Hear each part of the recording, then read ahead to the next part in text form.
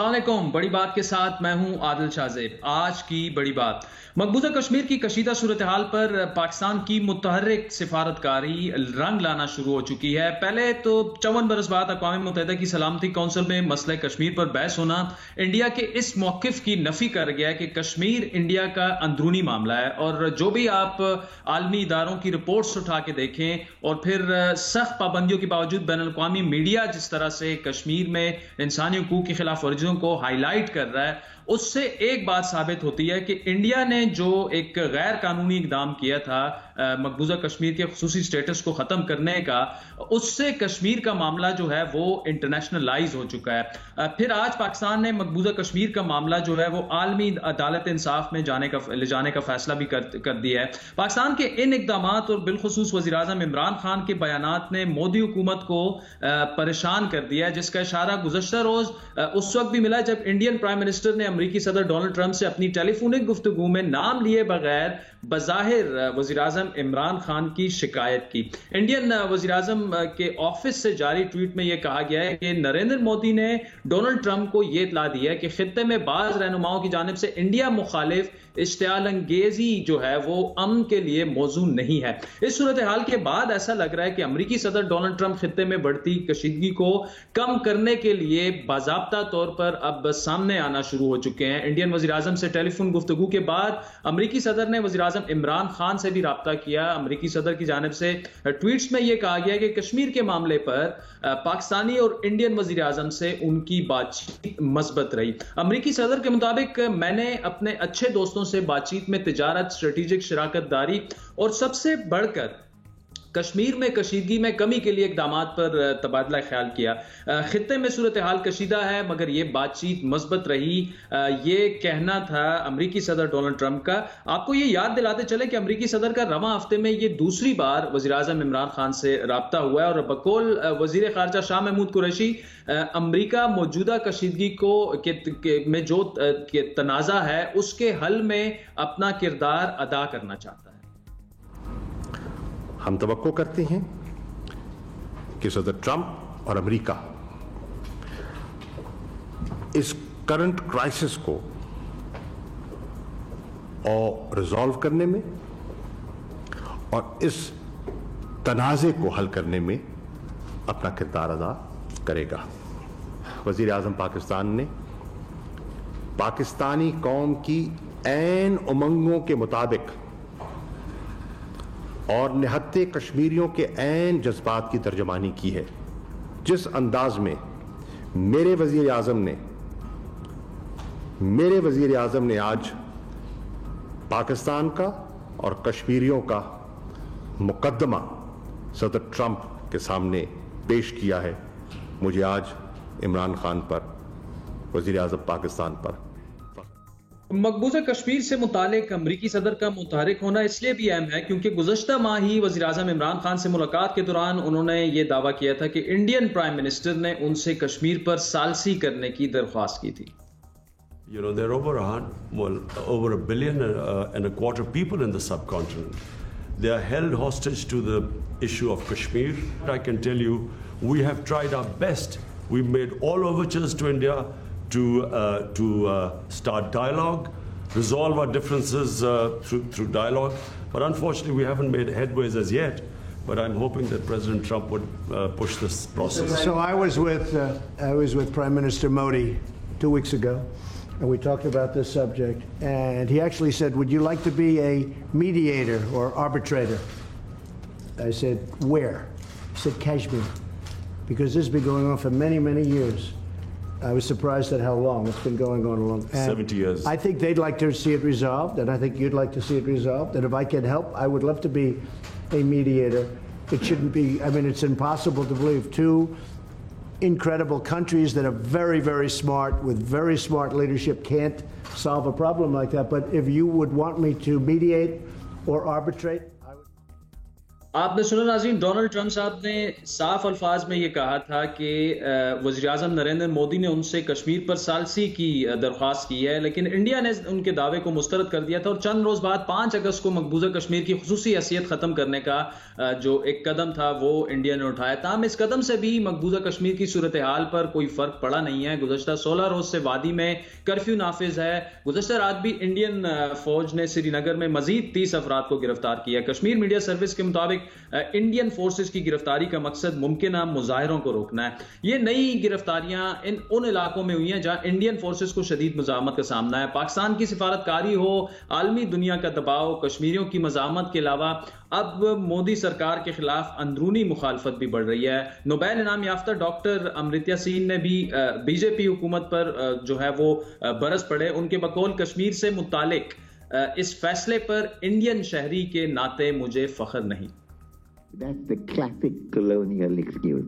That's how the British run the country for 200 years. As an Indian, I'm not proud of the fact that the Indians are, after having done so much to achieve a democratic norm in the world, where India was the first small country, first non-Western country to go for democracy, that we lose that reputation on grounds of actions that have... नाज़रीन, बड़ी बात का बड़ा सवाल आज ये है कि इंडिया पर इस बढ़ते दबाव को पाकिस्तान किस तरह कैश करवा सकता है। क्या पाकिस्तान की सफारतकारी और अमरीकी सदर की मुदाखलत मोदी सरकार को कश्मीर से मुतालिक अपना फैसला तब्दील करने पर मजबूर कर पाएगी? बात करेंगे। वजीर खारजा शाह महमूद कुरैशी साहब हमारे साथ मौजूद हैं। इसके अलावा यूएस इंस्टीट्यूट ऑफ पीस से वाबस्ता मारूफ तजियाकार मुईद यूसुफ साहब ने भी हमें ज्वाइन किया है। शाह महमूद साहब, मसला कश्मीर से मुतालिक गुज़श्ता शब भी डोनाल्ड ट्रंप साहब ने फोन किए। क्या हम ये कह सकते हैं कि जो हम सिफारतकारी पर मुतहरिक हो चुके हैं, सलामती कौंसिल का जो इजलास हुआ, इमरान खान साहब ने जो ट्वीट्स की, तो इससे जो है इंडियन गवर्नमेंट जो है, खुसूसन नरेंद्र मोदी साहब, वो मजबूर हो गए और फिर उन्होंने डोनाल्ड ट्रंप से बात की कि वो उनको इन्वॉल्व करें मसालत के लिए, लेकिन वो ऑलरेडी डिनाई कर चुके हैं कि किसी किस्म की मसालत जो है वो हम नहीं चाहते अमेरिका से। देखिए, हम शुक्रगुजार हैं सदर ट्रंप के कि वो इस खित्ते की भारत के 5 अगस्त के इक़दामात की वजह से जो सूरत हाल बिगड़ रही है उसको सुलझाने में दिलचस्पी ले रहे हैं, अपना किरदार अदा करने की कोशिश कर रहे हैं। उन्होंने वजीर आजम पाकिस्तान से 2 दफा फोन पे बात की है और 1 मरतबा वजीर आजम हिंदुस्तान से उनकी बात हुई है। तो ये 3 कॉलें जो हुई हैं ऑब्वियसली कश्मीर की सूरत हाल को सामने रखते हुए की गई हैं। तो वो हिंदुस्तान जो कल तक सालसी को मुस्तरद कर रहा था, तो मैं समझता हूँ कि आज तो किसी हद तक ये है कि वो ना चाहते हुए भी इंगेज कर रहा है। पाकिस्तान ने तो कभी इनकार नहीं किया था और कहा था कि अपना किरदार अदा कर सकते हैं तो जरूर करें। लेकिन इस वक्त जो काबिल गौर चीज है वो ये है कि इस वक्त मकबूजा कश्मीर में सूरत हाल बहुत परेशान कुन है। आज 16वां दिन है, वहाँ कर्फ्यू की कैफियत है, वहाँ कोई किसी को इल्म नहीं कि हालात क्या है, क्या जानी नुकसान हुआ है, क्या कैजुअल्टीज हुई हैं। हिंदुस्तान ने ये तासुर देने की कोशिश की दुनिया को कि वहाँ तो हालात बिल्कुल मामूल की तरफ लौट रहे हैं, लेकिन अब तो इंटरनेशनल मीडिया ने रिपोर्ट कर दिया है कि स्कूलों में वालिदैन बच्चों को नहीं भेज रहे, दफातर में लोग नहीं जा रहे, कारोबार बंद है, हर किस्म की एक्टिविटी जो है वो नहीं हो रही। तो ये नॉर्मल हालात तो नहीं है और ये बहुत तशवीश तलब सूरत हाल है और हमारी ख्वाहिश है कि सदर ट्रंप अपना किरदार अदा करे और कम से कम इंसानी जो हकूक की पामाली हो रही है उसको तो खत्म होना चाहिए, कश्मीरियों को कुछ रिलीफ मिलना चाहिए, कर्फ्यू की जो उसको लिफ्ट होना चाहिए। जो गिरफ्तार है हजारों की तादाद में कश्मीरी और उनकी जो क़यादत है, उनकी फिर फौर रिहाई होनी चाहिए। शाह साहब बिल्कुल आपसे मुत्तफिक हैं, और खुसूसन जिस तरह इंटरनेशनल मीडिया रिपोर्ट कर रहा है, इससे पहले कभी भी कश्मीर में जो इंसानी हुकूक की सूरत हाल थी वो खैर इतनी खराब भी नहीं थी जितनी आज है, लेकिन इंटरनेशनल मीडिया काफी अच्छे ठीक ठाक तरीके से हाईलाइट कर रहा है। फिर जो एमनेस्टी इंटरनेशनल और ह्यूमन राइट्स वॉच जिस तरह से बोल रहा है कश्मीर में, मकबूजा कश्मीर में जो हो रहा है, ये बताइए कि आज काबीना के इजलास में भी शाह साहब जो अभी आगे पाकिस्तान ने जो इकदाम करने हैं उस पर आपने ब्रीफिंग दी। एक तो ये फैसला भी हुआ कि आलमी अदालत इंसाफ में जाना है, लेकिन अगर आप शेयर करना हमसे नाजरीन से चाहें कि क्या वो इकदामात हैं जो आप करने जा रहे हैं जिससे कि इंडियन गवर्नमेंट पर मजीद खुसूसन इंटरनेशनली दबाव बढ़ेगा?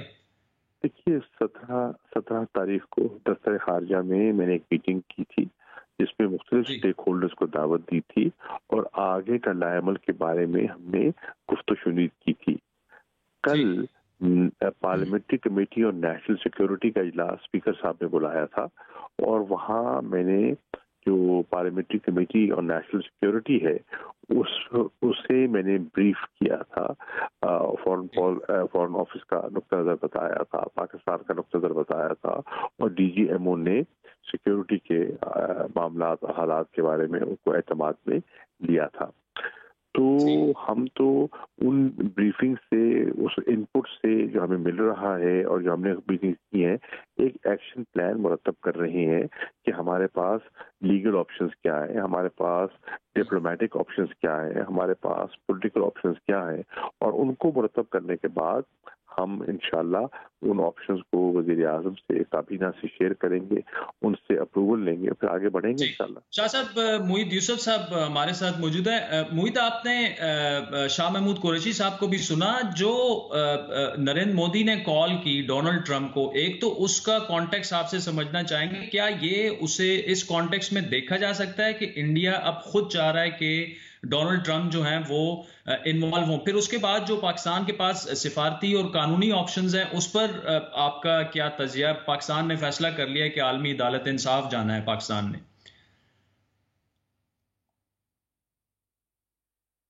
जी आदिल, जहाँ तक मोदी साहब की कॉल का ताल्लुक है, देखिए आपने अपने इब्तदाइये में ये बात की है कि मगरबी दुनिया की प्रेस, मीडिया और पार्लिमान, अमेरिका की कांग्रेस, हर जगह से इस दफ़ा आवाज़ उठी है।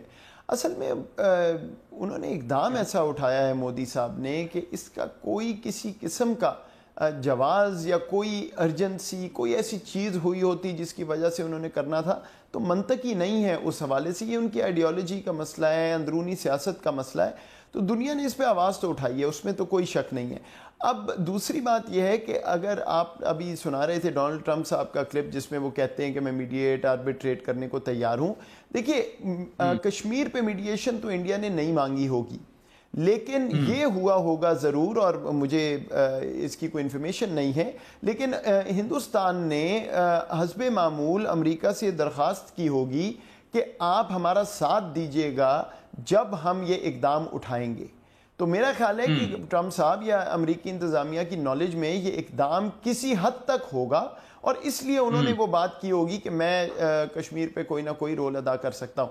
अब क्योंकि ये मूव बैकफायर की है कम अज़ कम इंटरनेशनल मीडिया में, तो शायद वो ये कोशिश कर रहे हैं कि अमेरिका दोबारा से उनकी मुकम्मल हिमायत करे या कम अज़ कम पाकिस्तान की सपोर्ट ना करे। 2 दफ़ा अगर इमरान खान साहब को फ़ोन हुआ है 3 दिनों में, तो वाज़ेह है कि वो कोशिश कर रहे हैं सालसी का किरदार अदा करने की, और ये हिंदुस्तान के हक़ में नहीं है।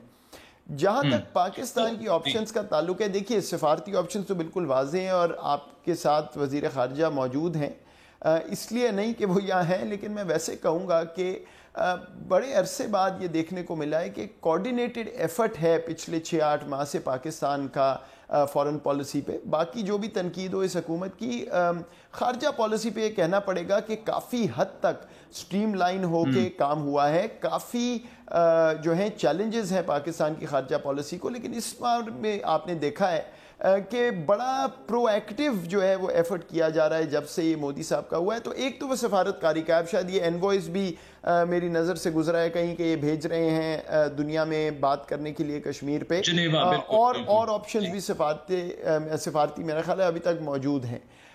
कानूनी जो हैं ये ICJ में जाना ये काफ़ी एम्बिशस है मेरे नज़दीक। इस पे क्या आगे हमारे पास पॉसिबिलिटीज़ हैं ये अभी देखना होगा। कुछ और चीज़ें भी हो सकती। इंटरनेशनल क्रिमिनल कोर्ट के हवाले से मैंने सुना है कि एक्सपर्ट को उन्होंने बात की कि वहाँ भी जाया जा सकता है। तो ये अभी तमाम चीज़ें देखी जा रही होंगी, लेकिन जो सबसे अहम चीज़ है कि मोमेंटम, कश्मीर की खबर का मोमेंटम, कश्मीर पे बात जो है वो UN जनरल असेंबली सितंबर में जो है उस सेशन तक जारी रहना ज़रूरी है। और मैं इसमें पाकिस्तान के हक़ में, हिंदुस्तान के हक़ में वो बात नहीं कर रहा। मैं ये कह रहा हूँ कि इंसानी हकूक़ का जो पस मंज़र है जो पाकिस्तान उठा रहा है, और पाकिस्तान को बारहा उठाना चाहिए बल्कि दुनिया को उठाना चाहिए, वहाँ पे जो आम कश्मीरी है उसकी ज़िंदगी के साथ जो इस वक्त खेल खेला जा रहा है, उस हवाले से कम दुनिया को इसका नोटिस लेना ज़रूरी है। तो वो अगले 5 हफ्ते सफारतकारी मेरे नज़दीक क्रूशल है। क्या प्लान है वज़ारत ख़ारजा के, वो तो शाह महमूद कुरैशी साहब ही बता सकते हैं, लेकिन अभी तक मुझे जो कम नज़र आया है उसमें मैं ये ज़रूर कहूँगा कि वाक़तन नज़र आता है कि एक प्रोएक्टिव कोऑर्डिनेटेड एफर्ट है। इसमें सियासी पहलू नहीं है, PTI, PMLN, PPP, ये असल पाकिस्तान का मौक़िफ़ जो है। मुझे लगता है पहली दफ़ा आप ऐसे अखबारात और ऐसे लोग देख रहे हैं जो खड़े होके वावेला मचा रहे हैं मगरिब में, जो वैसे पाकिस्तान के बारे में बड़ा मनफी तासुर रखते हैं। तो ये कम से कम एक कामयाबी साहब नजर आ रही है। बड़ी एक इम्पॉर्टेंट बात की कि सितंबर तक जनरल असेंबली के इजलास तक ये मोमेंटम जो है ये जारी रहना जरूरी है। शाह महमूद कुरैशी साहब से बात करेंगे। जी शाह साहब, जिस तरह आलमी इदारों की रिपोर्ट सामने आई है और मीडिया ने जो कवरेज की है, इंसानी हकूक की खिलाफ वर्जियां जो हो रही हैं उसे बेनकाब किया है, तो फिर पाकिस्तान ने जिस तरह की सिफारतकारी की है वो अपनी जगह पे दुरुस्त है। और जिस तरह मुईद ने भी कहा कि बड़ा एक जबरदस्त कोऑर्डिनेटेड फॉरेन पॉलिसी पे जो मुख्तलिफ फ्रंट्स पे तहरीक इंसाफ की कारकर्दगी रही है, लेकिन इंडिया के अंदर से भी इस वक्त जो है वो आवाजें उठ रही हैं। तो मुईद ने जो बात की कि सितंबर तक ये दबाव जो है जारी रहना चाहिए, क्या आप समझते हैं कि अभी तक जो एफर्ट्स हैं उससे नरेंद्र मोदी साहब पर कोई असर पड़ा कि वो ये फैसला जो है ये वापस ले लें, या इस तरह का कोई? आप ये तो मैं नहीं कह सकता उसकी सोच क्या है, लेकिन ये यकीनन बात वाज़ेह हो गई है कि हिंदुस्तान में बसने वाले कश्मीरियों ने, मकबूजा कश्मीर में रहने वाले कश्मीरियों ने इक़दामात को मुस्तरद कर दिया।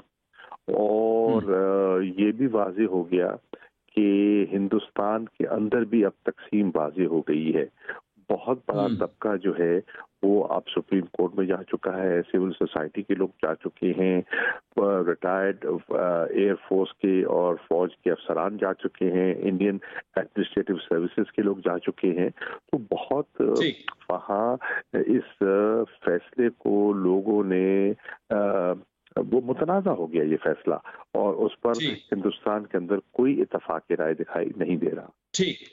मुईद, आपने जो बात की कि सितंबर तक इसको, ये जो रिदम है इस मसले को इंटरनेशनलाइज ही रखा जाए, उसके लिए क्या क्या किया जा सकता है? आप सजेस्ट क्या करेंगे? बाकी तो शाह महमूद साहब ने बता दिया है कि जो इनकी हिकमत अमली रहेगी, लेकिन करना क्या चाहिए पाकिस्तान को और पाकिस्तान की सिविल सोसाइटी को, और फिर जो एक्टिविस्ट हैं उनको क्या क्या व्हाट वुड यू सजेस्ट? देखिए, 2-3 बातें। एक तो कुछ चीज़ें जो हो रही हैं वो मेरे नज़दीक बिल्कुल दुरुस्त हैं। अभी कश्मीर, ये एनवॉइस की मैंने बात की, फिर ये कश्मीर सेल जो पाकिस्तानी एम्बेसीज़ में बात हुई है बनाने की, यहाँ पे जो एपेक्स कमेटी है गालिबन उसको फॉरेन मिनिस्टर ही हेड कर रहे हैं, वो भी अब अपना काम शुरू कर रही है। ICJ है, शायद एक ICC की ऑप्शन है, वो भी देख सकते हैं वगैरह। तो ये मामला तो चलेंगे, लेकिन एक अहम जो पहलू है इसका, वो मेरे नज़दीक एक्सप्लोर और भी होना चाहिए, शायद हो भी रहा हो, वो है डायस्पोरा का, जो गैर मुल्की पाकिस्तानी मुकीम हैं अमेरिका में, बरतानिया में। हाल ही में आपको याद होगा इस सारे प्रोसेस में पिछले हफ्ते शायद वजारत ख़ारजा ने वो लीड किया था गालिबन प्रोसेस। लंदन में इन्होंने एहतजाज जो किया था 15 अगस्त को हिंदुस्तान की, हाँ उसमें कितने ही हज़ार लोग थे, अमेरिका में भी गालिबन हुआ। तो डायस्पोरा का बहुत रोल है, और ना सिर्फ पाकिस्तानी कश्मीरी डायस्पोरा जो है और इंडियन माइनॉरिटीज़ भी उसमें शामिल हुई थी। डायस्पोरा का बहुत रोल होगा इस इशू को जो है वो न्यूज़ में रखने का। फिर ये कि इंटरनेशनल मीडिया आउटलेट्स, वो सारी स्पेस जो है उसमें अमूमन पाकिस्तान की प्रेजेंस बहुत कम होती है। इस दफ़ा वहाँ भी कुछ नज़र आई है, उसको भी और ज़्यादा बोल्स्टर करना चाहिए अगले 5 माह के लिए। तो जो प्रोसेस चल रहा है मेरा ख्याल है इस वक्त वो सही सिमत में है। और जैसे मैंने कहा कि ये आम बात नहीं है। देखिए आपको मालूम है मैं वाशिंगटन में बैठता हूँ और सवाए पाकिस्तान के नुक्ताचीनी के वहाँ कुछ नहीं होता। इस दफ़ा वहाँ भी आवाज़ें निकल रही हैं कि भाई ये मामला जो है ये बिल्कुल गड़बड़ है कश्मीर में और कुछ करना चाहिए। तो जहाँ पे क्रेडिट देना चाहिए वहाँ देना चाहिए, और मेरा ख्याल है इस दफ़ा पाकिस्तान की सफारतकारी जो है उसने जो कुछ वो कर सकती है इन हालात में वो किया है। ठीक, मोहित जाते जाते आखिरी सवाल आपसे पूछना चाहेंगे कि ये जो बाज लोग अफगानिस्तान में जो पीस प्रोसेस है और कश्मीर है उसको लिंक कर रहे हैं, ये आपसे समझना चाहेंगे कि लिंक कहीं ना कहीं तो मौजूद है, लेकिन क्या वो इतना मजबूत है लिंक के अफगानिस्तान की सिचुएशन जो है वो कश्मीर को इम्पैक्ट कर सकती है और कश्मीर की सिचुएशन अफगानिस्तान को? थोड़ी सी क्लैरिटी चाहिए ऑडियंसेस के लिए इस पर। देखिए पहली तो ये बात समझिए कि मोदी साहब का इकदाम अफगानिस्तान से लिंक नहीं है। मोदी साहब ये 2016 से बात चल रही है। वो हम अगर अब ये देखें कि जी ये क्यों हो गया, देखिए एक बात उनको आपको क्रेडिट देना पड़ेगा, वो बार बार कह रहे थे मैं ये करूँगा, हम ये कहते थे नहीं नहीं ऐसी चीज़ नहीं हो सकती, उन्होंने कर दिया। और अभी मैं आपको ये भी बता दूं अभी बहुत सी और चीज़ें होने वाली हैं। हिंदुस्तान में मामलात ख़राब होंगे, अक़लियतियों के अक़लियत जो है उनके मामलात में और मसाइल पैदा होंगे, और पाकिस्तान को पोजीशन कोई ना कोई पोजीशन लेना पड़ेगी।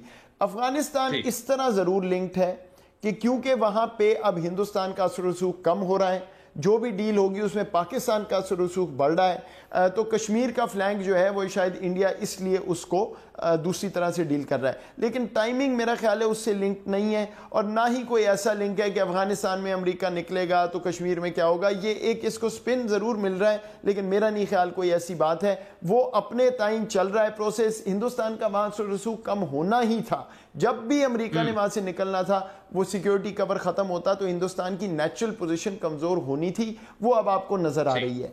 लेकिन हिंदुस्तान की जो प्लानिंग, जो स्ट्रैटेजी है, मैं बड़ी देर से कह रहा हूँ पाकिस्तान पे वो ब्रॉडर है, और वो ये है कि पाकिस्तान को बिल्कुल एक बॉक्स के अंदर बंद करके रखा जाए। ये उसका एक पहलू है, उसके और बहुत से पहलू हैं जिनका वक्त नहीं बात करने का, लेकिन वो भी साथ साथ चल रहे हैं। Mohit Yusuf, thank you so much for joining us. Shah Mahmood Qureshi साहब हमारे साथ मौजूद थे। नाज़रीन बहुत बहुत शुक्रिया मोहित यूसुफ साहब, शाह महमूद कुरैशी साहब। नाज़रीन वक्त हुआ चाहता है एक ब्रेक का, जिसके बाद आपसे दोबारा मुलाकात।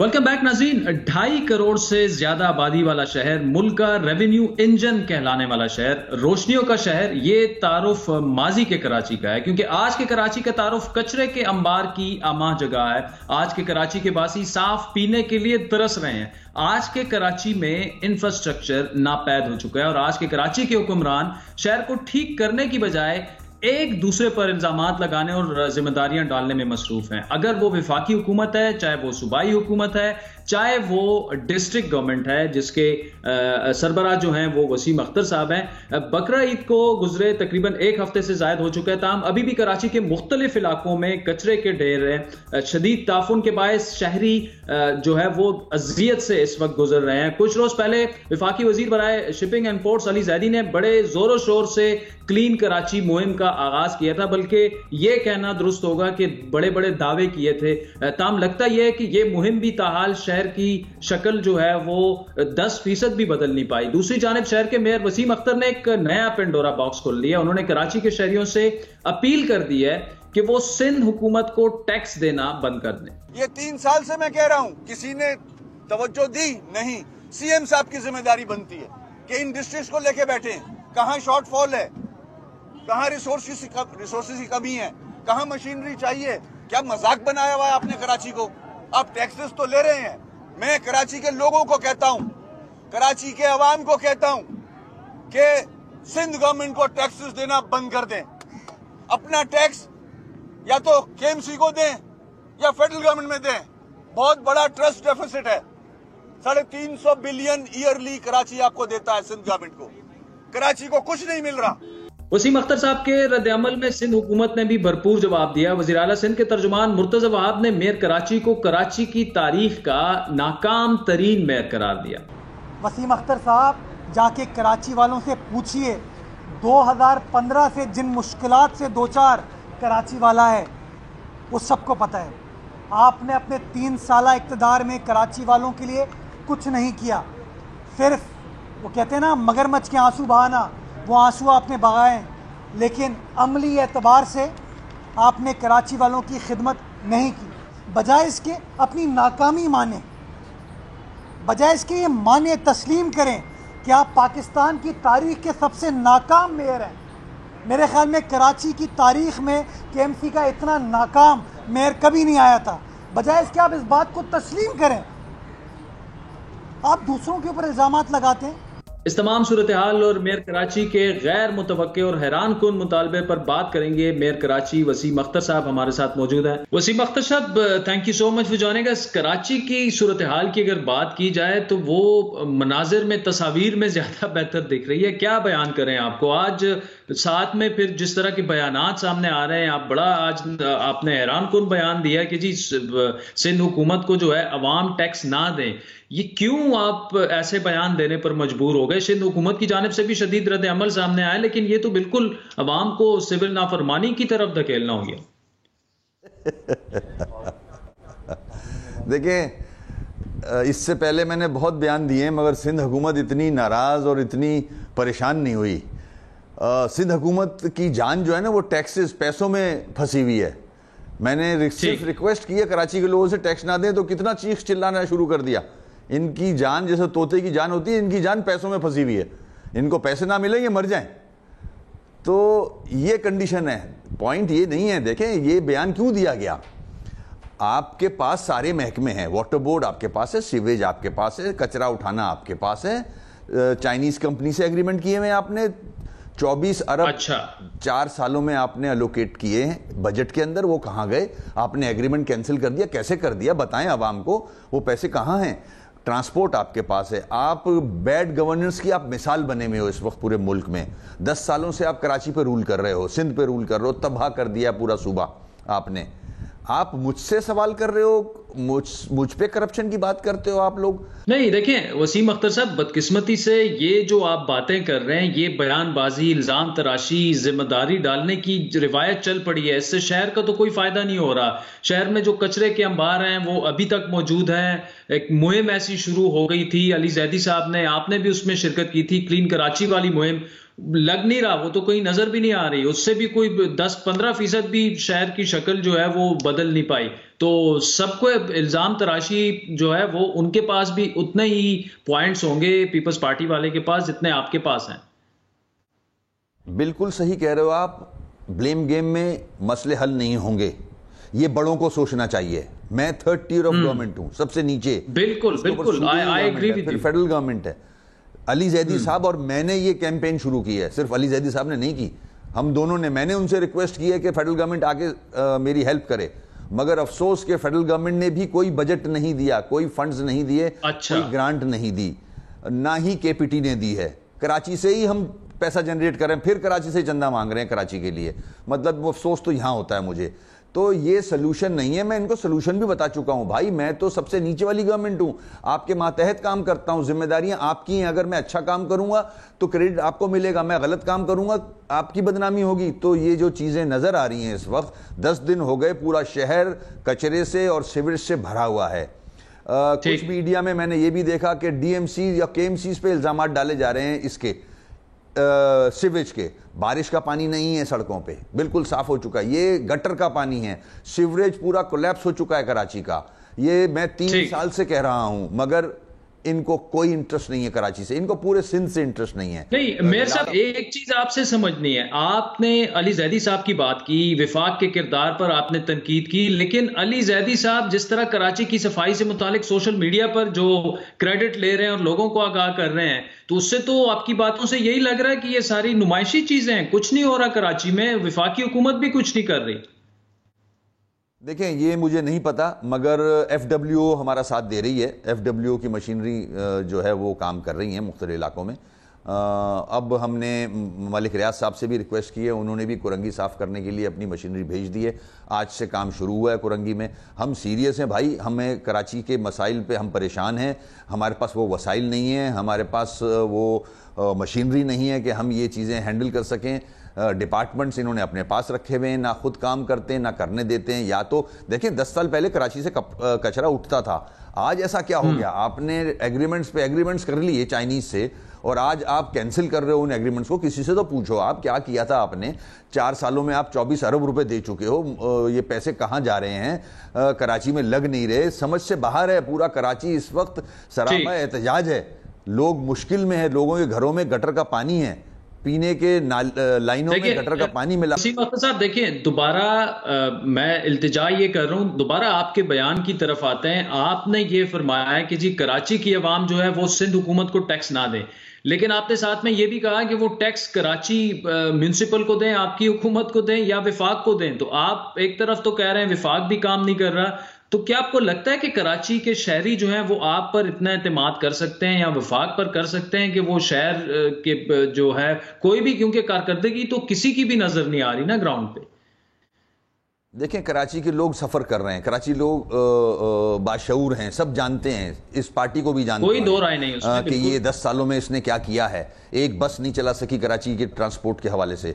टैक्स देती है कराची के लोग सब टैक्स देते हैं, बेटरमेंट टैक्स जाता है, मोटर व्हीकल टैक्स जाता है, प्रॉपर्टी टैक्स जाता है, होटल और रेस्टोरेंट्स के टैक्स जाते हैं। वो कहाँ जाते हैं? वो टैक्स जो हैं इसलिए दिए जाते हैं कि लोगों को बेसिक नीड्स मिल सकें, आप अपने इलाकों के काम करा सको, सिविज को बेहतर कर सको। वो आपने नहीं किया, तो अब लोग मुझे कह रहे हैं कि हम अब टैक्स नहीं देंगे। ये मैंने नहीं कहा, लोगों ने मुझे कहा है कि हम किस बात का टैक्स दें आपको, हम किस बात का सिंध गवर्नमेंट को टैक्स दें। तो मैंने फिर कहा कि फिर देना बंद कर दें इनको, क्योंकि ये पैसा यहां लगा ही नहीं रहे, ये पैसा लगा खा रहे हैं। इनसे ये सवाल बनता है। तो मेयर साहब, बात ये जिस तरह से आप मंजिर कशी इस वक्त कर रहे हैं कराची के हालात की, अब साफ लग रहा है कि आपके गिले शिकवे तो हैं, लेकिन आप मेयर हैं, साथ में ये तासुर भी मिल रहा है आपकी बातों से कि आप बेबस हो चुके हैं इस वक्त। तो ये बेबसी कब तक रहेगी? कब कोई हतमी कदम आप उठाएंगे या कोशिश करेंगे कि हालात बेहतरी की तरफ जाएं? देखिए, ये ना तो पीपल्स पार्टी के साथ हमारी हमदर्दी है, ना म्यूनिसिपल गवर्नमेंट के साथ है, डिस्ट्रिक्ट गवर्नमेंट के साथ है, और ना वफाकी हुकूमत के साथ है, लेकिन कराची के अवाम सफर हो रहे हैं। तो चाहूंगा कि लोगों के मसाइल रिजॉल्व हों, मुझे झगड़ा नहीं करना। मैं 3 साल से यही ड्रम पीट रहा हूं, आप भी सुन रहे होगे और पूरा पाकिस्तान सुन रहा है। एक पाकिस्तान में अगर किसी को मेयर का पता है तो वो मेरा ही नाम जानते हैं। इस सिस्टम के खिलाफ बात कर रहा हूं जो 18वीं अमेंडमेंट के बाद सिंध गवर्नमेंट ने स्टेट विद इन स्टेट बनाया हुआ इस सूबे को। 18वीं अमेंडमेंट का ये मतलब नहीं है कि आप वडेरों की तरह पूरे सूबे को चलाएं। आप इंटीरियर सिंध से MP इलेक्ट करते हैं और वो रूल करता है, कराची का पता ही नहीं होता उसको, रूल करता है वो कराची पे, उसको अलिफ बे नहीं पता होती। तो ये कब तक चलेगा भाई? ये पढ़े लिखे लोगों का शहर है, समझदार लोगों का शहर है, बिजनेस कम्युनिटी, हर जबान बोलने वाला यहाँ रहता है। क्या कर रहे हैं आप इन लोगों के साथ? आपने जैसे लाड़काना तबाह किया। वैसे वसीम अख्तर साहब, आपने ये कहा कि पाकिस्तान के लोग अगर किसी मेयर का नाम जानते हैं तो वसीम अख्तर का नाम जानते हैं। ये बिल्कुल किसी हद तक मैं उससे मुतफिक हूं, लेकिन मुर्तज़ा आप साहब कह रहे हैं कि आप तारीख के नाकाम तरीन मेयर हैं। तो क्या ये उनकी गलतफहमी, उन्हें पता नहीं है आपकी कारकर्दगी का? वो तो बेचारा है, नौकरी कर रहा है, उससे नाराज नहीं होता मैं उनकी बातों, उसको मजबूरन कहना पड़ता है। सिंध गवर्नमेंट कहलवाती है उससे। देखें, 10 साल से ये हुकूमत कर रहे हैं पूरे सिंध पे, पूरे सिंध का हाल देख ले, नाकाम वो हैं या मैं हूं। 10 साल हो गए हैं इनको। अच्छा, फिर सुप्रीम कोर्ट के सीनियर मोस्ट जज के रिमार्क्स हैं कि सिंध सबसे ज्यादा करप्ट तरीन सूबा है, 1 रुपया भी अवाम पे टैक्स का इस्तेमाल नहीं करता। तो ये मैं नहीं कह रहा, सुप्रीम कोर्ट कह रहा है, इस पे एविडेंस की जरूरत ही नहीं है। तो और फिर करप्शन की आप बात कर रहे हो। पीपल्स पार्टी का कोई आदमी भी किसी पे करप्शन लगाता है तो मुझे शर्म सी आती है, ये क्या बात कर रहा है। उनको भी शर्म आनी चाहिए कि किस पे इल्जाम लगा रहे हैं, जो खुद करप्शन में डूबे हुए हैं, पूरी क़यादत अंदर है। वैसे वसीम अख्तर साहब इल्जामात हैं, हुकूमत करप्शन तो पे कुछ नहीं हुआ अभी तक ना। वो आप किसी पे करप्शन का इल्जाम लगाओ, आप 2000 अरब रुपए का हिसाब दो, सिंध का कहां गया वो, 90 अरब लाड़काना के कहां गए, तो ये ब्लेम गेम से काम नहीं होगा। सईद गनी साहब, मेयर कराची से अभी बात हुई थोड़ी देर पहले, वो तो देखें ये इल्जाम तराशियां, वो तो ये कह रहे हैं कि 10 सालों से पीपल्स पार्टी जो है कराची पे रूल कर रही है, सिंध पे रूल कर रही है और नाकाम तरीन हुकूमत है ये पाकिस्तानी तारीख की। लेकिन ये चीजें अगर साइड पे भी कर दें तो कराची के अवाम जो है वो इस सारी सियासत में सफर हो रहे हैं। विफाकी हुकूमत भी ऐलानात कर रही है, अली जैदी साहब वो ट्विटर पे तो नजर आ रहे हैं, लेकिन जो उन्होंने मुहिम का ऐलान किया था वो कहीं कराची की सड़कों पर नजर नहीं आ रही। तो ये क्या किया जाए, क्या कोई बोर्ड बनाया जाए जिसमें आप तीनों स्टेक होल्डर शामिल हों और चीजें आगे की तरफ बढ़ें? देखिए, इसमें कोई बोर्ड आप बनाएं ना बनाएं, लेकिन बुनियादी चीज ये है कि नेक नियति होनी चाहिए और सब ये चाहें कि हम चीजों को ठीक करना चाहते हैं। यहाँ प्रॉब्लम ये है कि अली जैदी साहब हो, मेयर साहब हो, ये चीजों को ठीक करने से ज्यादा पीपल्स पार्टी की गवर्नमेंट को जो बैशिंग करना है वो ज्यादा जरूरी समझते हैं। ये बात उनको समझ में आनी चाहिए मेयर साहब को कि सूबाई हुकूमत की मदद के बगैर वो शायद उस तरह परफॉर्म नहीं कर सकेंगे जिस तरह वो चाहते हैं।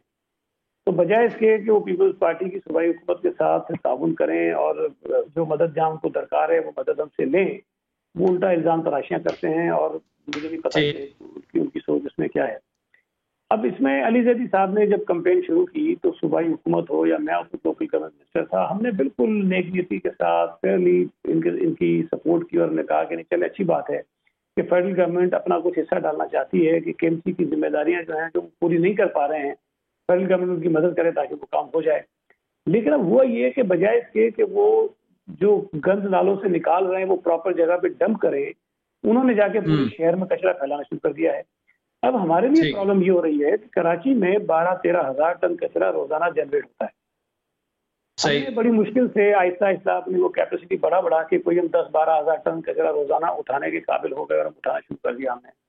अच्छा, उस मौके पर अगर ये मुझे नहीं पता एग्जैक्टली कितना उठा रहे हैं, ये तो हमारे पास कुछ पता ही नहीं है, लेकिन अगर मैं मिसाल भी दे दूं कि 5-6 हजार टन कचरा ये रोजाना शहर में और डंप करते जाएंगे, फैलाते जाएंगे, तो कचरा तो वही नजर आएगा लोगों को, मसला तो नहीं हो सकता।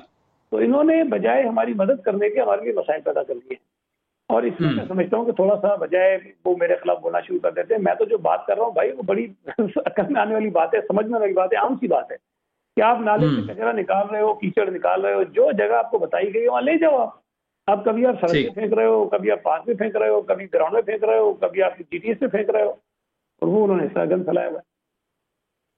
ठीक, चलें सईद गनी साहब, मुझे याद है आपने एक ट्वीट में भी टैग करके भी यही कहा था मुझे पूरा, तो अच्छा है ये आज ऑन एयर भी ये मसला जो है असल में गलती किसकी है वो शेयर हो चुकी है। सूबाई वजीर इत्तलात पीपल्स पार्टी के सीनियर रहनुमा नाज़रीन सईद गनी साहब हमारे साथ थे। वक्त हुआ चाहता है एक ब्रेक का, जिसके बाद आपसे दोबारा मुलाकात होगी।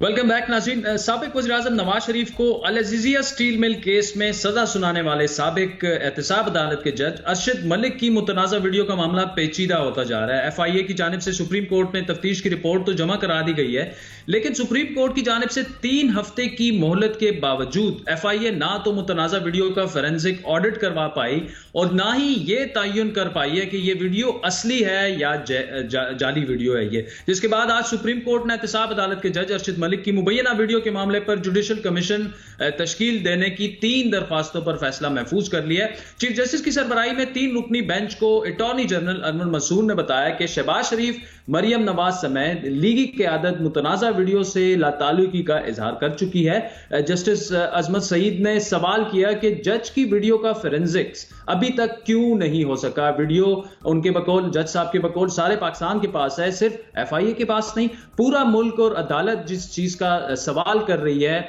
जिस वीडियो के बारे में वो जानना चाहती है, उसका फोरेंसिक अब तक क्यों नहीं हो सका? इस पर अटॉर्नी जनरल ने जवाब दिया है कि वीडियो YouTube से ली गई है, इसीलिए इसका फोरेंसिक जो है वो नहीं हो सकता। जस्टिस अजमत सईद ने सवाल उठाया कि इस बात का क्या सबूत है कि पहली जो वीडियो सामने आई थी वो असली है। चीफ जस्टिस साहब ने रिमार्क्स दिए कि रिपोर्ट से जो है वो कंफ्यूजन पैदा हो रही है, उभाम पैदा हो रहा है। गालिबन 2 मुख्तलिफ वीडियोस थी, एक काबिले एतराज वीडियो थी जिससे जज को ब्लैकमेल करने की कोशिश की गई, और दूसरी वीडियो प्रेस कॉन्फ्रेंस में दिखाई गई। ये देखना होगा कि वीडियो की कॉपी का फोरेंसिक ऑडिट हो सकता है कि नहीं, और यूट्यूब वीडियो का फोरेंसिक हो सकता है या नहीं। ये रिमार्क्स थे चीफ जस्टिस साहब के। अटॉर्नी जनरल ने अदालत को बताया कि बाज मालूमात खुली अदालत में वो फराम नहीं कर सकते। साथ ही साथ अटॉर्नी जनरल ने बताया कि केस के 2 अहम किरदार नासिर भट्ट और सलीम मलिक जो हैं, सलीम वो मुल्क में नहीं है। जस्टिस उमर अता बंदियाल ने रिमार्क्स दिए कि जिन्होंने ये कहानी बनाई वो उससे लाताल्लुक हो चुके हैं। अटॉर्नी जनरल ने जवाब दिया कि सब ने ही इस कहानी से, इस वीडियो से जान छुड़ाना अब इस वक्त वो चाह रहे हैं। चीफ जस्टिस ने रिमार्क्स दिए कि अभी तक तो इस वीडियो का जो है वो उसके बारे में कोई कुछ काम नहीं हुआ, कोई फोरेंसिक्स नहीं हुई। सबसे पहले ये वीडियो असल साबित होनी है, तो फिर उसके बाद किसी पर असरअंदाज होगी। इस पर अटॉर्नी जनरल ने जवाब दिया कि इस वीडियो को असल साबित करना बड़ा मुश्किल काम होगा। जिस पर चीफ जस्टिस ने सवाल किया कि काबिल एतराज वीडियो पर तो जज ने भी एतराफ किया है, लेकिन जो वीडियो प्रेस कॉन्फ्रेंस में दिखाई गई वो कैसे असल साबित उसे किया जाएगा? चीफ जस्टिस ने मार्क्स दिए कि वीडियो के मामले को माहिरीन से क्लियर करवाएं कि फोरेंसिक हो सकता है या नहीं।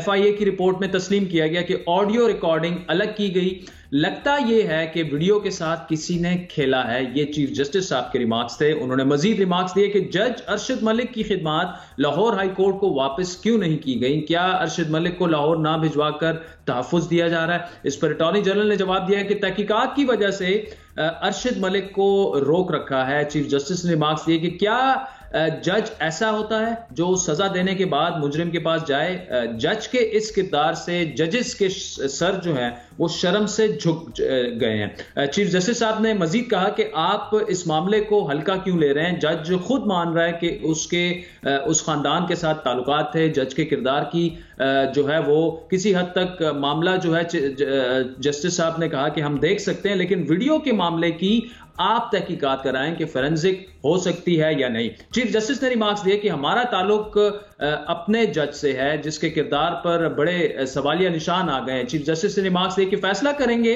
कि इस केस को निपटाना है या तहकीकात की निगरानी करनी है। जिसके बाद अदालत ने इस अहम केस का फैसला महफूज कर लिया। आज की समाअत में अदालत में क्या हुआ और FIA की रिपोर्ट में मजीद क्या है, जानेंगे। नुमाइंदा खुसूसी रियाजुल हक हमारे साथ मौजूद है। रियाज, ये बताइए, जो FIA की इंक्वायरी रिपोर्ट अदालत में पेश की गई है, आपने आज बड़ी तफसील से पढ़ा उसको, क्या है उसमें चीदा चीदा नुकात क्या है उसके? बड़ी तफसील से 71 सफ़ात की वो रिपोर्ट है जो आज सुप्रीम कोर्ट में जमा करवाई गई। बाद हमने भी उस तक रसाई हासिल की, और जब उसकी तफसील में जाएं तो FIA ने बड़ी एक पूरी तफसील से तमाम लोगों के इंटरव्यूज़ किए हैं, जिसमें जज अरशद मलिक शामिल हैं और उसके अलावा मरीम नवाज़ शामिल हैं, उसमें ख्वाजा मोहम्मद आसिफ शामिल हैं, और मियाँ अतीक शामिल हैं, और जो नासिर जंजुआ हैं, वो इन तमाम लोगों के इंटरव्यूज़ किए गए हैं। तो उसमें जो तफसीलात सामने आई हैं, वो जो सबसे जो दिलचस्प जो तफसीलात हैं वो हैं जज अरशद मलिक की। उन्होंने सारी तफसील से जो सवालात के जवाबात दिए हैं। FIA के जो इंक्वायरी करने वाले अफसरान थे उनके, वो बड़े सारी कहानी का जो पोल है वो खोलते हैं कि कहाँ से ये कहानी स्टार्ट हुई, कि फरवरी 2018 में जो नासिर जंजुआ हैं वो इनसे मिले, और उन्होंने इनसे कहा कि जी मैंने किसी के कहने पे आपकी जो अपॉइंटमेंट थी वो इस्लामाबाद की अकाउंटेबिलिटी कोर्ट में करवाई है, और वो जिसने करवाई है वो बड़े नून लीग के बड़े अहम एक सरकर्दा शख्स हैं। तो इन्होंने उनसे कहा कि जी आपको ये मुझसे पूछ लेना चाहिए था, मैं तो अभी डिस्ट्रिक्ट में सर्व करना चाहता हूँ। इसके कुछ अरसे बाद क्या होता है कि जब फ्लैगशिप, ये वो ज़माना है कि फ्लैगशिप और हिल मेटल के फ़ैसले इनके पास तकरीबन कुछ महीने बाद आने वाले हैं, और ये अपॉइंटमेंट हो जाती है, और ये नून लीग का ज़ाहिर दौर है 2018। तो उसके बाद ये है कि जब ये केसेस आना शुरू हो गए तो उनके बाद उन्होंने कहा कि एक मुलाकात मेरी हुई, तो उसमें जो नासिर जो जंजुआ थे और जो दूसरे अहबाब थे 2-3, उन्होंने मुझसे मुलाकात की और उन्होंने कहा कि जी आपने वो वीडियो देखी है, आपको वो दिखा देंगे। तो मैंने कहा मैंने वो वीडियो नहीं देखी। तो उन्होंने कहा जी उसमें क्या है, उसने कहा जी वो आप देख लेंगे। कुछ दिनों बाद उन्होंने कहा कि मेरे पास 2 लोग आए जिसमें नासिर जंजुआ और नासिर भट्ट शामिल है। उन्होंने मुझे वीडियो दिखाई जिसमें काबिल एतराज़ मेरी वीडियो थी जो 2002-03 में जब मैं मुल्तान में जज के तौर। अच्छा रियाज, ये तो तफसीलात ऐसी हैं जो ज़्यादातर मीडिया पे आ भी चुकी हैं। ये बताइए कि आज एक बड़ा अहम नुक्ता अदालत में उठाया गया कि तमाम किरदार जो हैं वो खुद को वीडियो से अलहदा कर रहे हैं। और दूसरा आपसे ये जानना चाहें कि एक्सपेक्टेड क्या है, फैसला कब तक सुना दिया जाएगा इसका? एक तो आज अदालत ने कह दिया था कि हम 2 से 3 दिन में इसका फैसला सुना देंगे और उम्मीद है कि 2 से 3 दिन में फैसला आ जाएगा। लेकिन आज जो अदालत का जो टोन वो नज़र आ रही थी बाकायदा एक, तो वो बड़ी एक एग्रेसिव थी और ख़ास तौर से वीडियो के हवाले से और जज के हवाले से। जज के हवाले से उनका ये कहना था कि क्या हुकूमत उनको तहफ़्फ़ुज़ दे रही है या फेडरल गवर्नमेंट के उन्होंने अभी तक उनको रखा हुआ है और लाहौर हाई कोर्ट ने भिजवाया।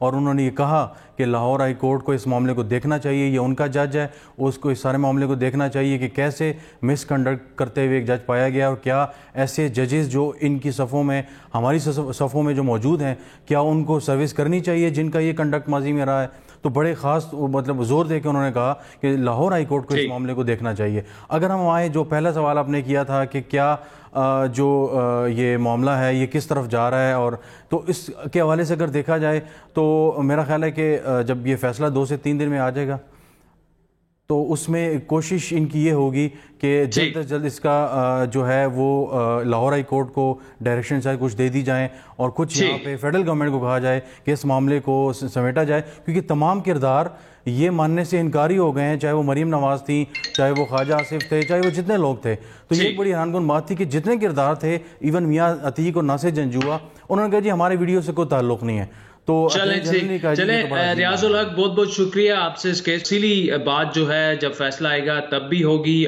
नाज़रीन, आज के प्रोग्राम पर आपके फीडबैक के मुंतज़िर रहेंगे। हमारा ट्विटर हैंडल है @बड़ी बात। मुझे मेरी टीम से मेरी इजाजत दीजिए। खुदा हाफिज।